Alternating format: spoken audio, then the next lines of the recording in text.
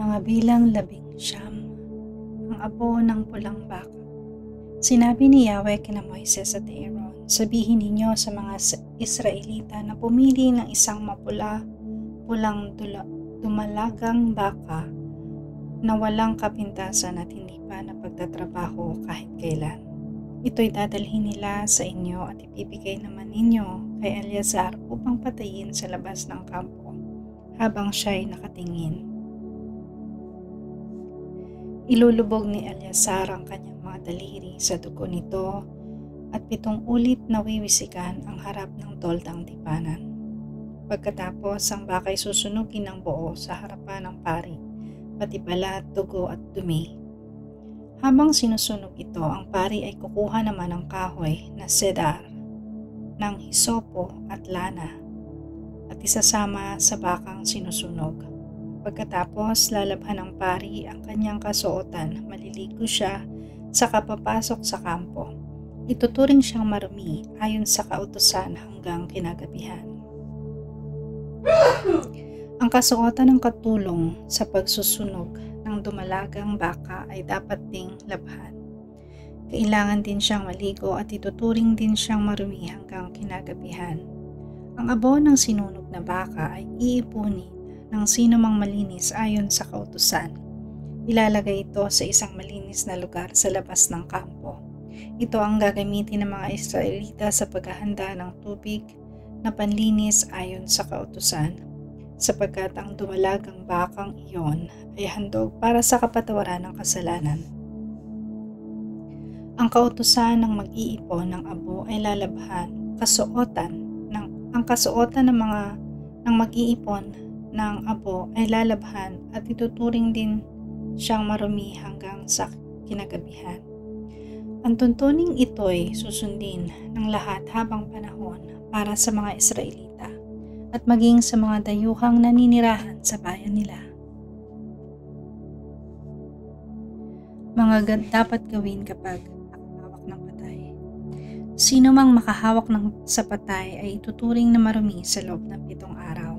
Upang maging malinis muli, kailangang linisin niya ang kanyang sarili sa 3 at 7 araw sa pamamagitan ng tubig na inilaan para dito. Kapag hindi niya ginawa ito, hindi siya magiging malinis. Sino mang humawak ng bangkay at hindi maglinis ng sarili sa pamamagitan ng tubig na panlinis ay nagpaparumi sa tabernakulo ni Yahweh. Siya ay mananatiling marumi habang panahon at ititiwalag sa sambayan ng Israel. Ito ang tuntunin kapag may namatay sa loob ng tolda. Lahat ng naroon o sino mang pumasok doon ay ituturing na marumi sa loob ng 7 araw. Pati mga sisidlang walang takip ay ituturing din na marumi. Lahat namang makahawak ng patay o kalansay sa labas ng tolda at ang sinamang mapahawak sa libingan na ituturing din na marumi sa loob ng 7 araw. Ang mga itinuturing na marumi dahil sa paghawak sa patay, kalansay o libingan ay kukuha ng abo na galing sa sinunog na handog para sa kapatawaran ng kasalanan. Ilalagay ito sa isang palangganang may sariwang tubig. Pagkatapos, ang isa sa mga itinuturing na malinis ay kukuha ng sanga ng hisopo. Lulubog ito sa tubig at wiwisikan nito ang tolda. Ang mga kagamitan dito at ang lahat ng taong nakahawak ng patay, kalansay o libingan. Sa 3 at 7 araw, ang itinuturing na marumi ay wiwisikan ng sino mang itinuturing na malinis. Pagkatapos, lalabhan ng itinuturing na marumi ang kanyang kasuotan at siya'y maliligo. Sa kinagabihan, ituturing na siyang malinis. Sino mang itinuturing na marumi ngunit hindi maglinis sa pamamagitan ng tubig na panlinis ay mananatiling marumi.